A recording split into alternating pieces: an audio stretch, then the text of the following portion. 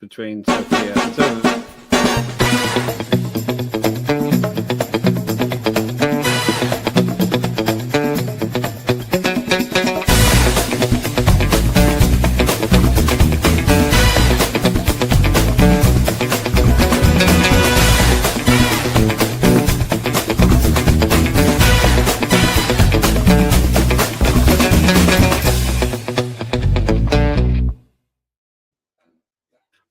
Welcome to Lib and Let Die with me, Lembit Öpik, and me, Mark Oaten. Why did you have two welcomes, Lembit? Because I'm very pleased to see people. One welcome is to the viewers, and the other is to you. Oh, that's lovely, heartwarming. It's going to be downhill from now onward, though. I can imagine. But welcome to you, Lembit. What have you been up to? How's life? Oh, I've been having a laugh, also known as the Labour Party conference. I wasn't there, but I loved it. I hope we get to talk about that today. The station's going well, I have to say. I always sound like I'm propagandizing when I say it, but I'm just rushed off my feet.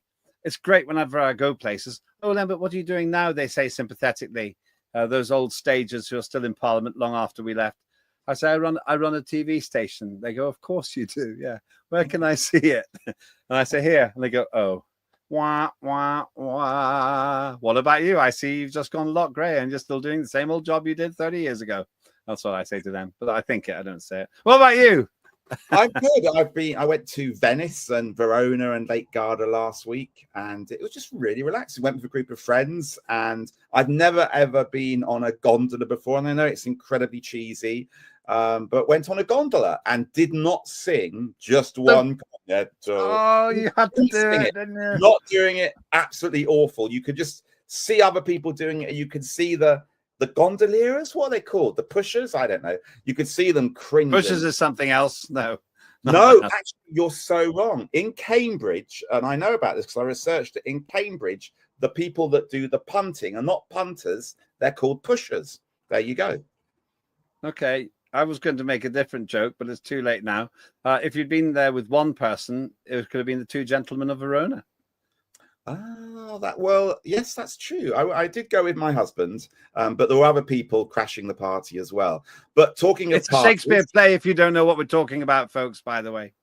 Well, indeed. And actually, in Verona, you have allegedly the balcony where Romeo and Juliet did that. Romeo, Romeo, wherefore art thou, Romeo? Lembit, wherefore art thou, Lembit? What do you want to talk about this week? That couldn't happen now, because with health and safety regs, you'd have to have a perspex glass. Everyone would have been safe. Would have spoilt the play. Absolutely. No such safety net for that Labour Party conference I mentioned. Love to talk about that. And the crash and burn. I mean, it's been conferences all around. You and I probably have got a load of conference stories. I remember, the conference bar, they used to say at the Lib Dem conference, that was the biggest takings behind the bar of all of the three-party conferences. As Lib Dems, we may not have been in power, but we were power drinkers. The gossip, the intrigue, the jumping in and out of people's bedrooms that went on at conference, it was nobody's business, I have to tell you. But we should talk seriously about the Lib Dem conference. And I think at the same time, a little bit later on, I'd love to say, I'm sure you would as well, a few words about dear old Ming Campbell, who sadly passed away. Yes, Ming Campbell, former leader of the Lib Dems, not a very successful leader, but a very decent gent. And I can tell you the last time I spoke with him, I vividly remember it, actually. And it was actually the best conversation I ever had with him. We'll come back to that as well. And I suppose we're going to have to do your TV thing. We're doing my TV thing, and I've got a cracker this week, which I have a very, very big vested interest in. It's a program which talks about, in part, how my life came crashing down. There's the teaser. Really? Yes, really.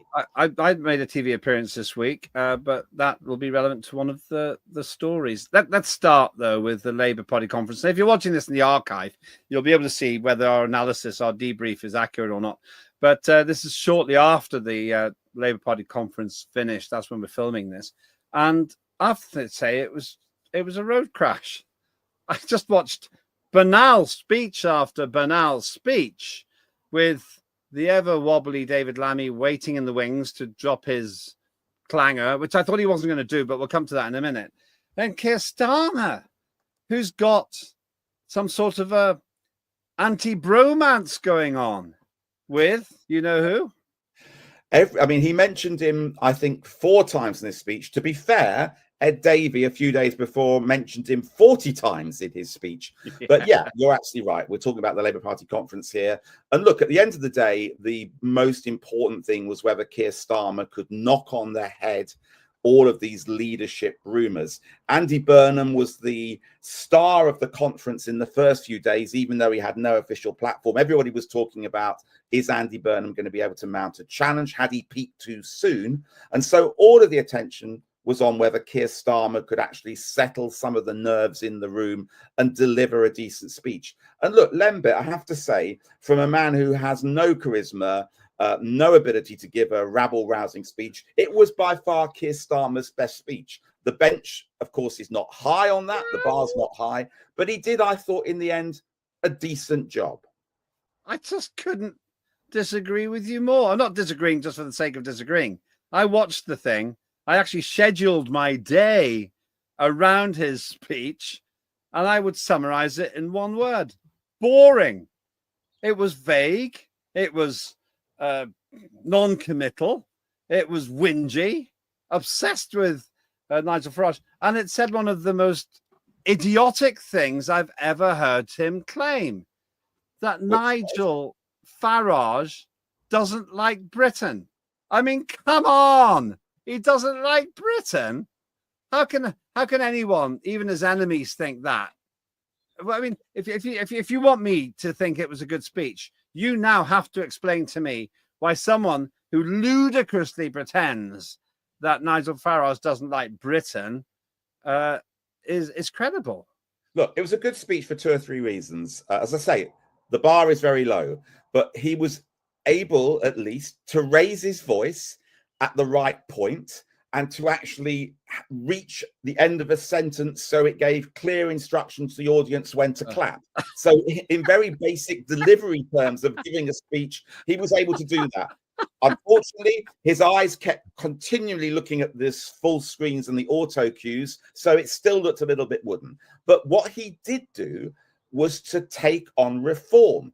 And now this is a really interesting strategy, because the Lib Dems a few days before, and we'll come on to talk about that, and then Labour in this conference have both decided, look, the elephant is in the room. You've got to talk about it. You've got to actually take it straight on. And I think it's a clever strategy. And so that's why I actually thought that taking on reform in that way, and that very, very good couple of sentences where he talked about his pride in Britain being different from Farage's pride in Britain, how he talked about the fact that you've got genuine people who are living in this country from different colour. I thought that was quite moving, and I thought that he brought together the conference around those themes. And a final thing I would say is, look, in part, this was a conference speech to keep people calm in that hall in Liverpool, and in part, it was to try and reassure the public that he has some ambitions for the future. I think it was more successful as an internal exercise in the Labour Party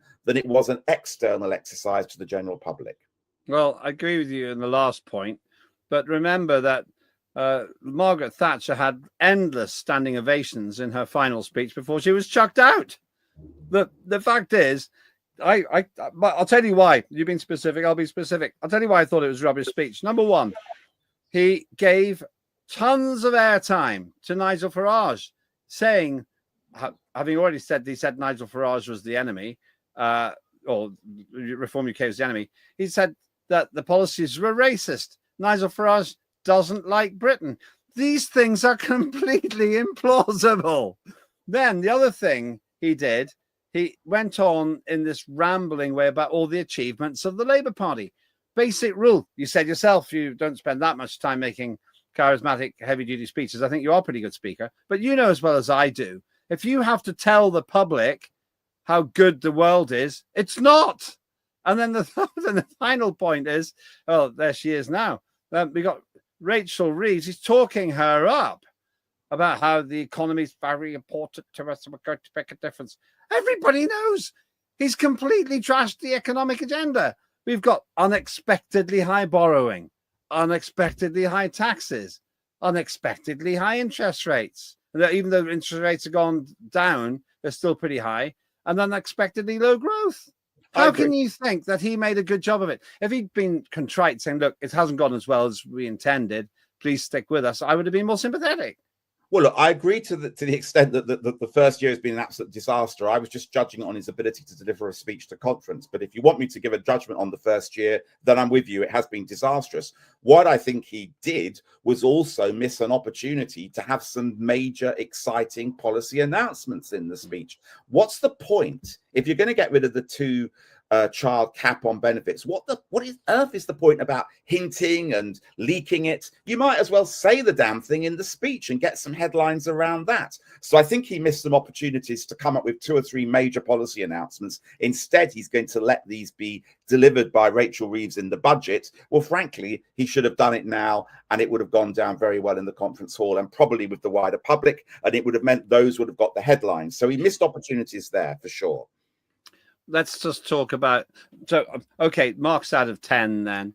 I would give Starmer's speech a 3 out of 10 because he got the words right and he didn't call hostages sausages.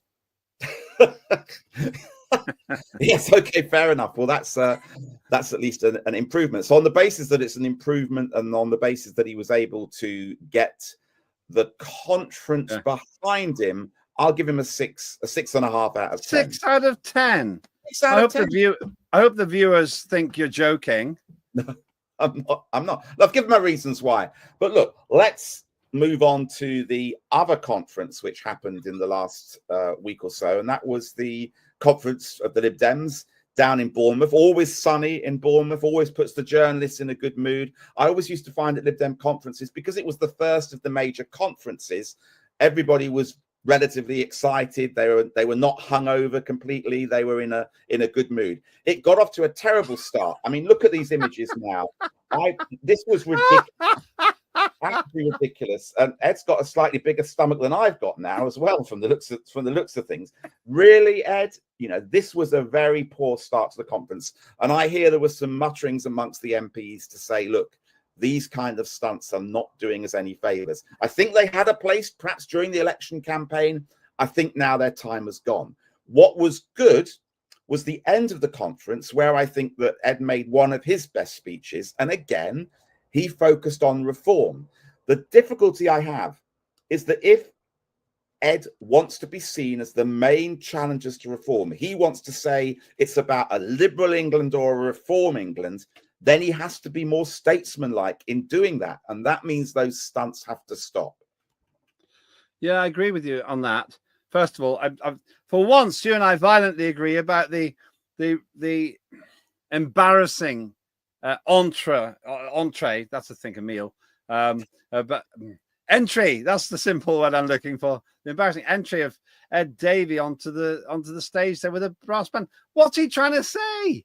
And the way he looks, he just doesn't look right.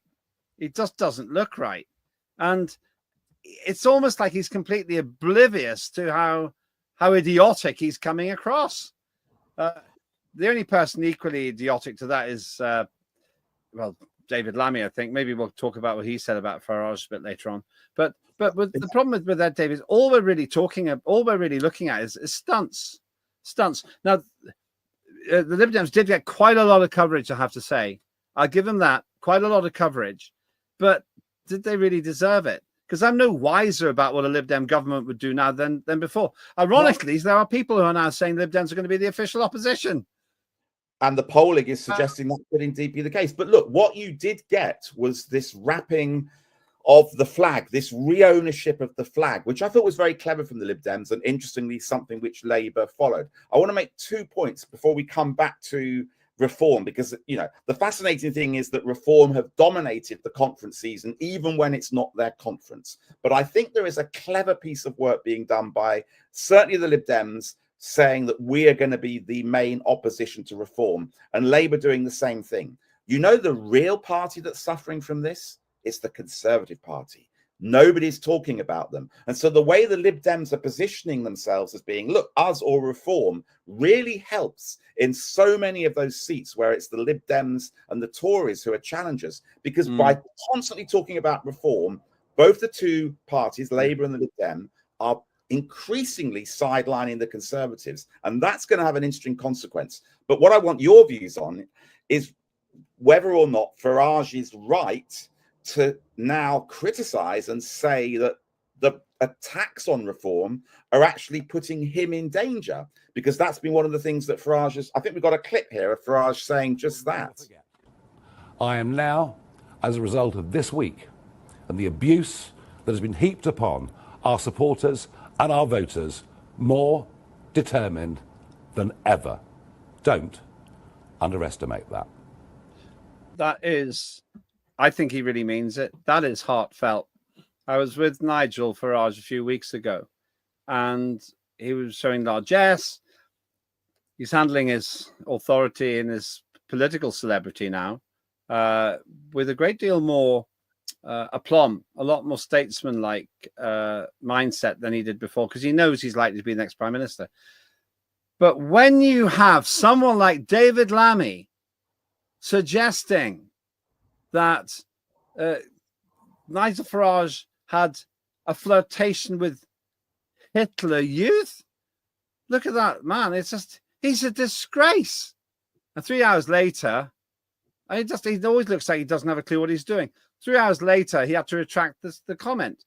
Now, I have to say that with Labour having a go at Farage, with Ed Davey having a go at Farage, Lib Dems, with David Lammy saying that Nigel Farage flirted with Hitler Youth, that is beyond the pale. Nigel Farage is essentially the acting prime minister. Everyone's waving those British flags, like you said. Everyone's trying to be ultra patriotic. But for Lammy to say that, think about it this way. There's something called the Public Order Act 1986. And 4A says if you say things which can cause distress, fear, or harassment, then that's an offence. Why has he not been arrested, given that Lucy Connolly went to prison for over a year for hurty words on the internet that she took down 4 hours later? He had to retract 3 hours later. But Lucy Connolly never made those comments live on the BBC. David Lammy did. I think this is a really, really, really sensitive time in British politics, because reform have upped the ante. We've got flags on posts all around the UK. Tensions are running high. And the 2 or 3 opposition parties to reform don't quite know how to handle it. What I think you've seen this week is a first step towards them understanding how to take on reform. You've got to address it. You've got to take it on. And they're fighting now amongst themselves, Lib Dem, Labour, and I'm sure we'll hear it from the Conservatives. All 3 of them want to be seen to be the main challengers to reform. But there are going to be clumsy statements made like the one that David Lammy made. But it's a fascinating moment. And, you know, we're going to have to watch carefully. I think there's also something that Angela Jenkins was saying about how she is reacting. It's actually made Nigel and reform. It's like being recharged, isn't it? Because it's focused our minds even more of. It's not only got personal, but it's got personal for our supporters and reform voters as well, because they are dissing every one of them. They're dissing the former Labour Party members who's come over, and you know we are going to beat them. You know we are. Come the next general election, there'll be very little left of the Conservative, also the Labour Party, because they've both let down the British public. And the thing is, as we've seen, it feels like the Labour Party have got a hatred of people who don't think their way, which is obviously the British public. So we will come back fighting. We are fighting. I mean, I don't know what you think, Lembit, but if you were advising the Lib Dems or Labour or indeed the Conservatives, what would the advice be? So far, I think it has been to slightly ignore reform. Now the advice appears to be to take them on. But in doing so, of course, you know, you are giving them the oxygen of publicity. It's a really tricky dilemma. I'd say the Conservatives change the leader, though I don't think that'll save them. I think that's like changing the captain of the Titanic after you've hit the iceberg. I'd say to the Lib Dems, stop Ed Davey looking like a clown. Just shut up, do your work in your constituencies, and win by default, and you might get to be the opposition. And to the Labour Party, to Keir Starmer, I say, the only way you will now be able to show that you're a British patriot is by voting Reform UK, Keir. Yeah. Well, look, one person I think we can both agree on who was not a clown, and able to lead a political party extremely well, was Ming Campbell, who sadly passed away this last few days. You and I both knew Ming. We both worked with him when we were in Parliament. From my perspective, I found Ming to be a remarkable person. He was so calm, never lost his temper. He was just decent. He was a gentleman. He had that great ability of some politicians to also have a life outside of politics, and that was really important. He loved his sport. He'd been an Olympic runner. He had an incredible marriage with Elizabeth, and I just found him to be a wise counsel as well, and very brave. Also, when he had cancer, when he was in the parliamentary party, I remember him turning up to Parliament, even though he was clearly very, very unwell indeed. So yeah, many fond memories of Ming, but I know, Lembit, you'll have your own as well. A couple of thoughts. One thing I didn't like was when he stabbed Charles Kennedy's political career in the back. I felt that the party needed to coalesce behind him, behind Charles Kennedy, and Charles should have been able to say, look, I have a problem with an addiction. I want to work through this with the country because maybe it will give other people hope. And he should say, and Ming Campbell should have said, this is like an illness like any other, because Charles and Ming were quite close.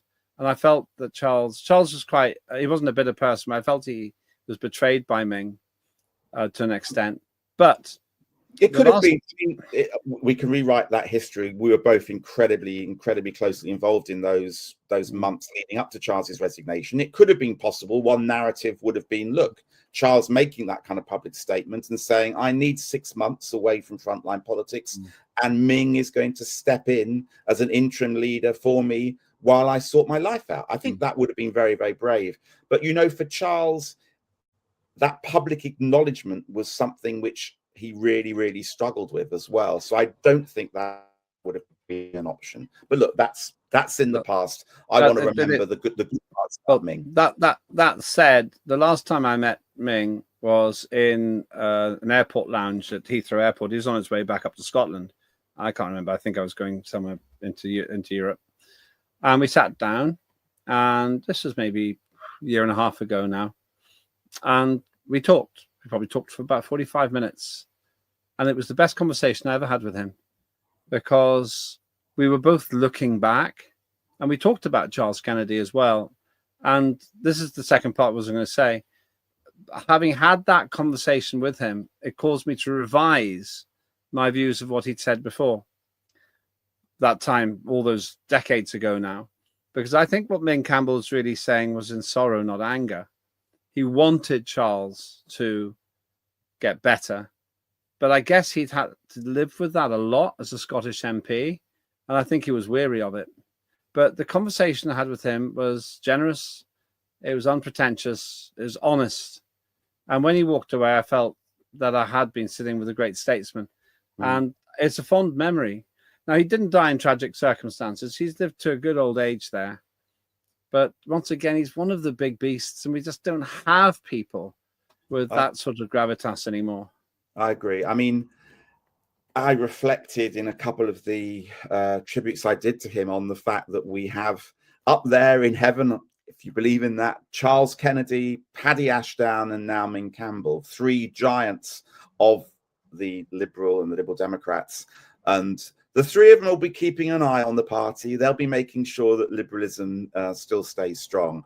But it's a tragic demonstration of losing such incredible individuals. I'll add Shirley Williams into that. You know, we've lost a lot of our grand statesmen in the party over the last 4 or 5 years. But look, I want to reflect on one other thing about Ming Campbell, and it links to my television program that I'm going to choose, and it links to a very important message I never got from Ming, but we'll come on to that.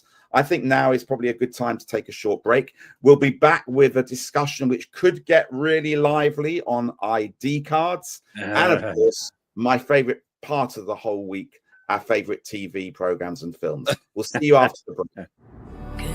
Leaving on a jet plane, don't know when I'll be back again. Oh babe, I hate to go,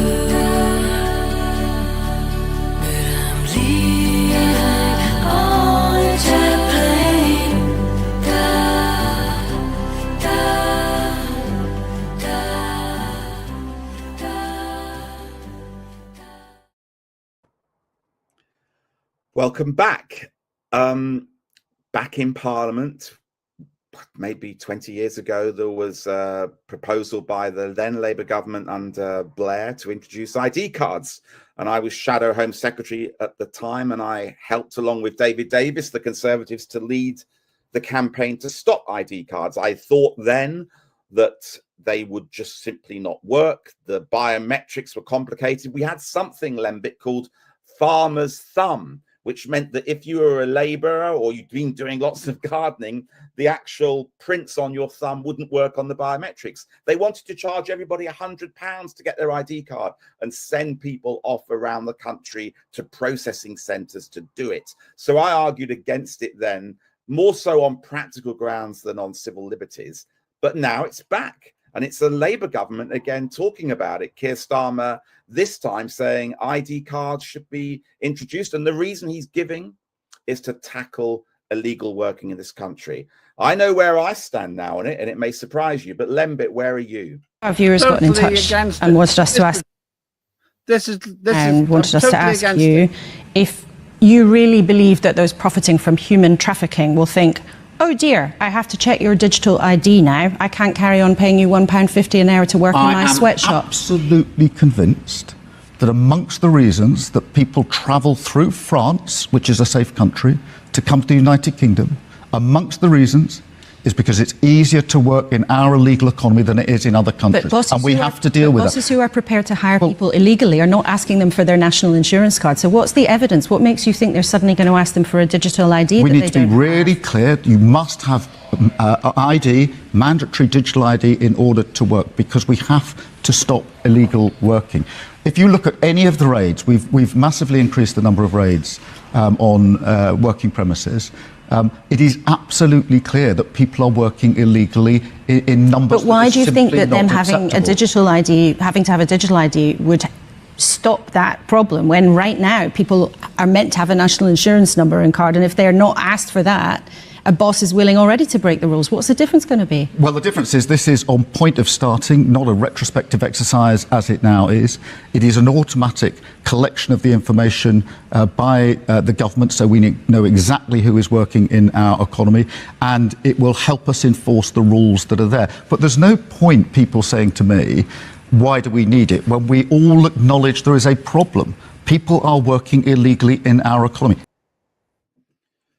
Let's start leaving aside the fact that Keir Starmer deliberately interrupted me when I was trying to answer your question. He didn't answer hers. Here's the problem. It's just unbelievable. We've got a prime minister who is so limited in his intellectual capabilities that he doesn't understand if you're paying a couple of quid an hour cash in hand to an illegal migrant who shouldn't be working in the first place, they're probably not going to say, but before we carry on, let me check your digital ID. Other point, he says it'll be checked automatically. Oh, so what's going to happen now? Hey, Mr. Illegal Employer, could we just make sure your systems automatically inform us if your illegal employment involves illegal immigrants who are working illegally, cash in hand, without paying any tax? This is just craziness. Craziness. If you come across the channel in a boat, you risk your life, you throw your passport in the sea for the fish. It's the first thing you're going to do when you get off at Beachy Head is think, oh, I better get my digital ID. No. I want my 4-star hotel, my mobile phone, my 3 meals a day, and I'll go and harass the local people in the square. Well, look, I agree with you that ID cards are not the solution to the black market in working. And this is the nonsense reason he's putting forward. And he's made a real error of judgment, in my view, because I have, Lembit, changed my mind on ID cards. I actually think it's a good idea. Nothing to do with immigration. Just simply, he should be arguing for it on the basis that it will make our lives simpler. And that's what I want. Because, Lembit, do you have an app for your doctor? Yes or no? I don't know. I don't use one. How do you do your tax returns? Online? Yes or no? I have done before. Do you bank online? Mainly, yeah. Yeah. So what I'm trying to say is that probably on this, I have 7 or 8 quite important things about my NHS data, my tax data, my banking data, all of these different things. And it's a bloody nightmare having 7 or 8 different passwords, different apps, different ways in which my identity is being stored. That troubles me more than having it all in one place. Now, you could say, okay, all your eggs in one basket makes it more of a risk. I would actually argue having it spread over so many different platforms is actually more of a risk. I want a simpler life. I am happy to have a digital life. That's why I now support it. I think the technology can support it. But the idea that it has anything to do with immigration is, I agree, a nonsense. Well, now, I think what you're saying is... I've lost my marbles. Go on, Lembit. I've lost my marbles, have I? Well, you've lost your marbles, mate. That's my idea. That's my line. I'll tell you why I think you've lost your marbles. Because you just want to give all of your data to the criminals in one go. Governments are absolutely notoriously bad at looking after our data, protecting our data. Almost as soon as you give it to them, they sit there saying, hey, hackers, come and have a go at this. Every week, we've got some new hacking scandal. The government couldn't even keep the names of those Afghan people who were in danger of their lives secret. That was all blurted out. What chance does little Mark Oaten have? All your data won't be given, and they only have to hack in once to get the lot. Now, in Estonia, where my parents came from, they actually have made it work. They have it in Estonia. Go on. I understood that Estonia is one of the examples where ID cards actually works, but you know more about Estonia than I do. Is that, is that true? I mean, that's. I understand that basically most of mainland Europe has ID cards. I've just come back from China, Shanghai, where everybody was using their ID cards to access absolutely everything. Maybe a bad example because the state is probably accessing it as well. So it's commonplace. What makes this country special that it shouldn't have them? What makes this country so bad with managing data that they shouldn't happen? Tell me about it. Does it really matter why? The fact is, it happens, right? 2.7 million people. At time of broadcast or filming this says do not introduce digital ID cards. So millions of people aren't going to comply. But I guess there are 3 reasons, actually, if you really want me to be specific. Number 1, millions of people simply say no. It's like Thatcher's poll tax. We will not do it. Brought Thatcher down. So they won't comply. If people don't comply, even in small numbers, then why would the migrants comply? If a third of the population who's legitimately working says you can stuff that where the sun doesn't shine, then the migrants can just ride that wave. Second point, this country, whatever reason, for whatever reason, is absolutely abysmal at looking after our data. Leak after leak after leak. Oh, sorry, terribly sorry, lessons will be learned, won't happen again. Well, it does happen again, and lessons aren't learned. And here's a third one, the privacy. How on earth can you possibly trust an authoritarian government like the one we got now with all that data? Why do you want them to know? They say, oh, that Mark Oaten's having a third steak this week. Well, you can't allow that because he's podgy now, because you know that because we know his health details. And also he spent too much money on stuff which is high in carbon dioxide emissions. So next time he goes into the shop, he won't be able to use his card because we know that he eats too much steak. Lembit, I mean, first of all, how did you know all of that? Have you been accessing my machine already? But look, my Tesco club card tells everybody that anyway, and other supermarkets are, of course, available. Yeah, but Tesco doesn't tell the government. You're begging the government to know all this. My NHS card tells me that I've got high cholesterol. There you go. I mean, look, there is so much data and information out there. So you're going to tell the government, right, you got high cholesterol. So the government says, oh, he's going to be pricey. He's going to cost us a lot of money with all his cholesterol disorders. Okay, let's just put something in there. Do not nil buy in mouth with high cholesterol products. Can't buy them anymore. Job done. For goodness sake. I mean, that is such a ridiculous conspiracy theory. Okay, let's take COVID, for example. The whole nation there had to be able to demonstrate whether it had had its injections or not. The world didn't collapse because of that. We had our passes. We showed it worked. It didn't work. It was the biggest, outrageous, money-wasting scandal of all time. Oh, for goodness sake! Now the pandemic. You've lost your marbles. Did you have the injection? Yeah, and I bitterly regret the third one because it really messed me up. I had the disease, which that created the miracle of immunity. After billions of years of evolution, I was as immune as I was ever going to be to that disease. But oh no, the government had to put all this muck into my body as if that's going to help. How could man-made muck be better than nature's miracle cure? You're sounding like Donald Trump and his you have to take bleach to stop COVID. Come on. The one thing that this government got right ahead of many others, in my view, was the rollout of that vaccination. It wasn't this government, it was the last government. The Tories did that. The Boris Johnson government, to be fair, the one thing he got right was that purchasing of vaccination and getting that rolled out. It was a national. He didn't follow his own instructions. He lost his job because he was saying, "Oh, do not do anything. Do not risk your granny's life." And then he's having parties. He's having parties, and then and the great Keir Starmer, today's Prime Minister, forgot that he was having some kind of a get-together with Angela Rayner and the others in Durham. It doesn't matter why they did it. By the spirit of the law, and I would argue the letter, but by spirit of the law, they broke it because they were all standing in a confined space. They didn't take it seriously themselves. And these hypocrites are the ones that you want to give all your personal data to. Dream on. They've already got it anyway via all sorts of different sources. For me, it's about making our lives simpler and easier. And I don't fear it, and I don't think that the majority of the country should fear it either.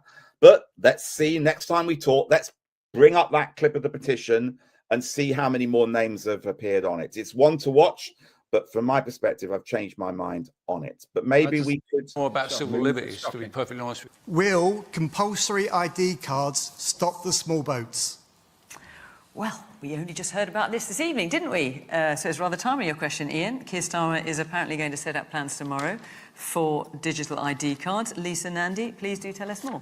Well, we've been thinking about, as a government, what we can do, pulling every lever at our disposal to make sure that we get a grip on the immigration chaos, that we're able to welcome people to this country who have a right to be here, and that we're able to swiftly process and return people who don't. And I think many towns around the country have got really fed up with the levels of chaos that we've seen. In my town in Wigan, we have had a couple of asylum hotels open up. We've had a lot of HMOs being bought up to rent out to asylum seekers that have made life quite difficult for the local population. How will these digital ID cards work? Well, one of the things that we're thinking about is whether to introduce digital ID, and we think there is some merit in this. The Prime Minister will say a bit more about this tomorrow, but we think that they offer two benefits. The first is that they'll be able to make sure that people are able to prove their right to be here, to work here legally very easily, which will then help us to deal with the illegal economy and stop people being undercut at work. But we also think there might be big benefits as well for citizens. If you think about the way that the NHS app has developed in recent years.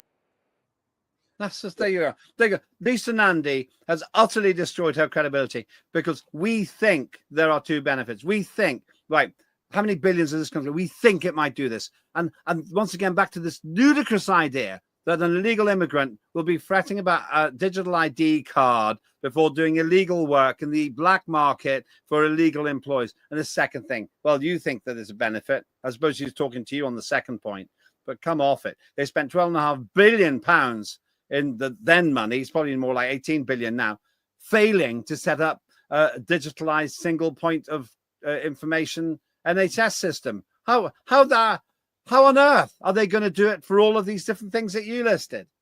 Well, look, I agree with you on the immigration point. I think that is a nonsense. It's a red herring, if that's the right phrase to use around it. But look at the situation we have with driving licenses, for example. We have to have them. Or if you turn to 60 or 65, you have to have different forms of identity to prove your age. If you want to go and vote these days, you have to take an identity card form in there. But there's a huge argument about what do you take in if you haven't got a passport or you haven't got an ID card. The whole mess and confusion about passports and access to e-gates. Look, I could go on and on and on about how muddled and confused proving our identity is, whether it's from voting to getting on a bus, proving your age, or being able to travel abroad. This needs simplifying. We have the technology now. This country is meant to be a leader in technology and AI and all of these intelligences. I think it's worth giving it a go. But I feel you're becoming less intelligent as you're getting older, because I can't understand how you, one of the leading lights, the shadow Home Secretary for the Lib Dems, for crying out loud, once, is now saying, oh no, I'm happy to give all of this data to the Home Secretary and to people like David Lammy. They'll go through it to see if I ever flirted with Hitler Youth. The problem I got with this is, from any angle, it just doesn't make sense. It just doesn't make sense. Also, you list all these other things. What's your alternative?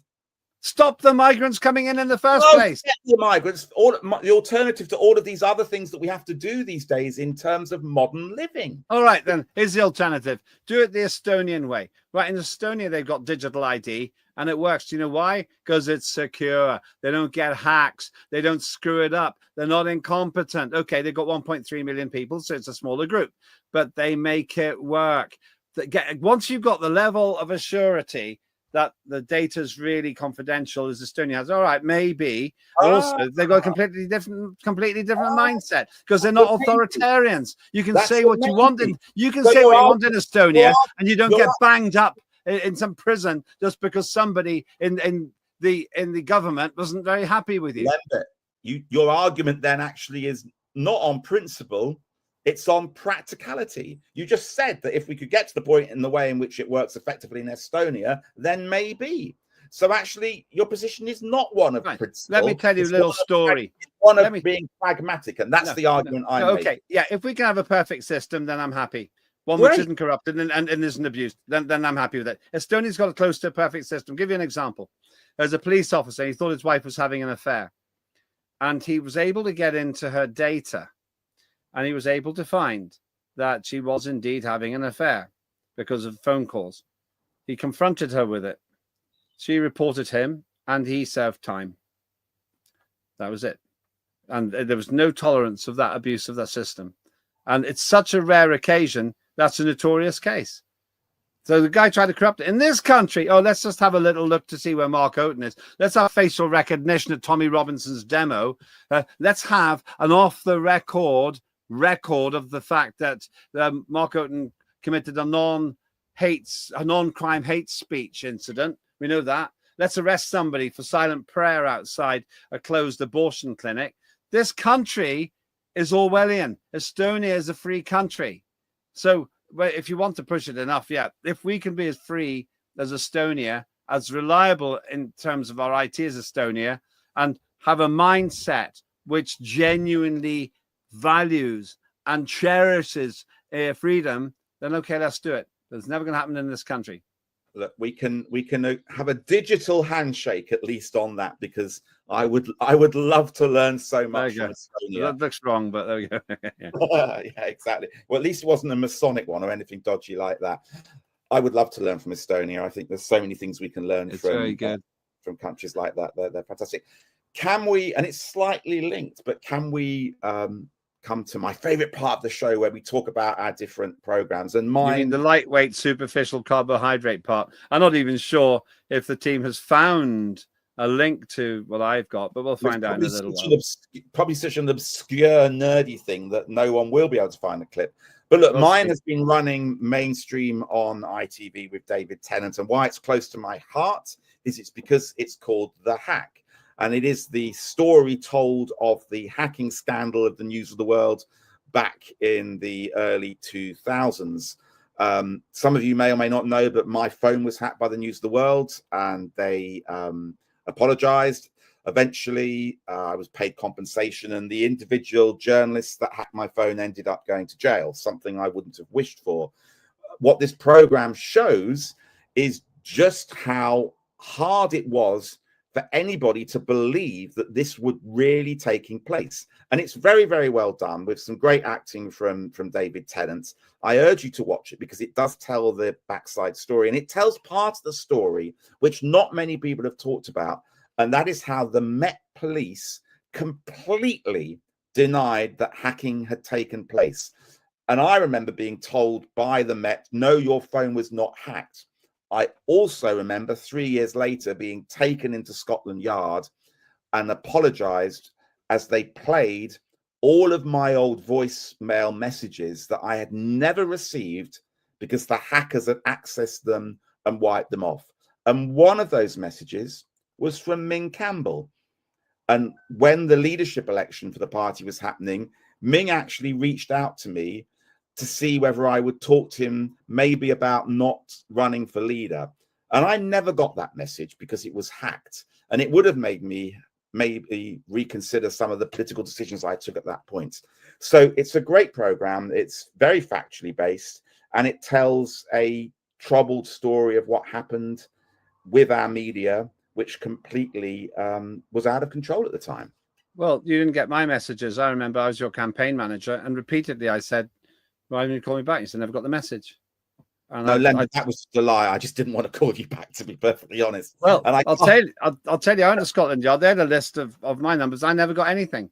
They just didn't bother. And you know what? Based on this, I'm going to go back and say, Mark Oaten's phone was hacked. I was his campaign manager. What are you going to do about it?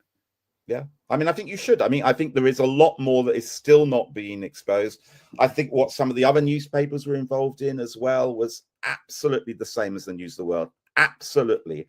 And I also believe that there were people much higher up the News of the World, and I won't name them because for goodness sake, we don't want to be sued.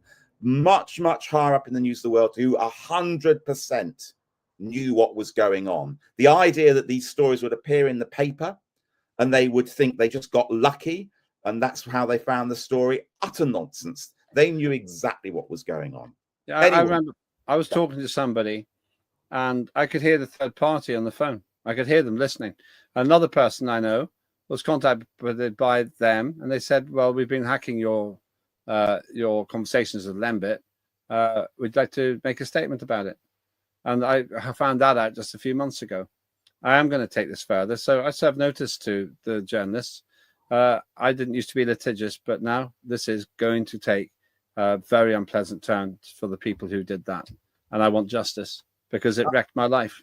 It wrecked yours, and in different ways it was wrecking my life as well. I didn't understand how it was happening. Yeah, I was actually instrumental in getting justice for a lot of MPs, but sadly the lawyer who I helped then didn't bother helping me out. I feel very bitter about the whole thing. I won't watch the hack because it'll upset me too much. Once I get justice, then I might watch it. Yeah, let me tell you, it's worth watching. Let's have I hope you've got something lighter. It's more uplifting and more humorous than the hack. Go on, then. It's a sort of happy and nostalgic thing. I don't know if the team found it. I've made a request for this. The Who, the kids are all right. Now that is Hello, children. You know who I am. I know who you are, and we all know who the Who are.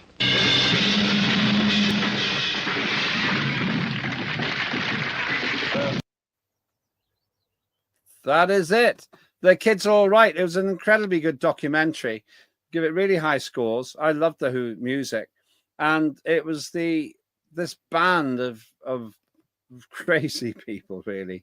At least three of whom had an interesting dalliance with various substances, including alcohol. And it was really it's a documentary of their time, and it was made around 79 or something like that, 78. The Who didn't end well, in a sense. One of them, the drummer, died really just to drugs, and then another one died as well from similar circumstances. But the band was a legend, and they got into this habit of destroying everything. Look at it now. What are they doing? They're just smashing. They just used to wreck their equipment, and because of all the damage and so on. On one of their tours, it said that the net profit from the whole tour was £3.52. I guess they'd wrecked everything. But I found it interesting. It was a late night piece of television, and I watched it. I think it was on BBC 4, and I stopped what I was doing. I was doing some editing for the station, and then I just found myself watching it. Mesmerized. Roger Daltrey there. It's a different world. I mean, I can't think of Take That suddenly smashing their machines and being rebellious. And the pop groups of today have to be squeaky clean. They're not allowed to be seen taking drugs. They're not having late night parties. They're not boozing till 3 a.m. They're not smashing up their machines on the stage. It's a totally different culture now, isn't it? It is. Well, that's what we think. But let's not whitewash the present. George Michael lost to drugs. Michael Jackson lost to drugs. That chap who fell off the balcony, I can't remember his name. So it still happens. One Direction. Yeah. And, no, so you're absolutely right. And then the chap from Friends. I think it still happens, but it doesn't happen very often. And it never happened very often. But this film, it was just taking us back to the 60s and 70s. And they're quite awkward. The four of them, they look like they don't really want to be interviewed particularly, and they're quite disrespectful. On one occasion, one of them just starts taking all his clothes off. He just undresses during the interview. Just does it, really. But I think the music is great.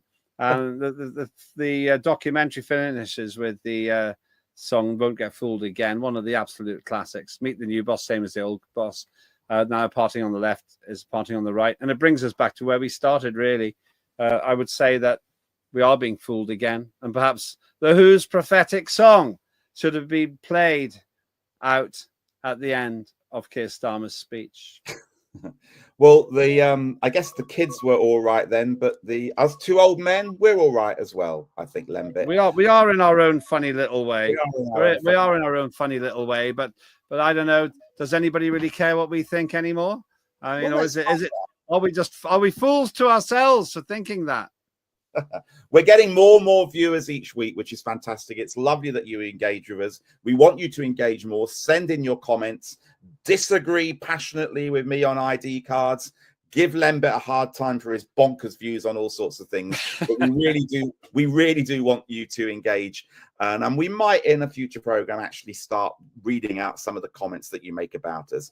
But from my perspective, Lembit, it's been lovely, as always, chatting to you. Subscribe to the YouTube channel, Unprecedented TV. We have to say that. Please subscribe. Doesn't cost anything for now. And you'll find us on X as well. The more you subscribe, the more we can do. And a big thank you for that, Mark. You said welcome, welcome. I'm going to say good night, good night. Have a good one.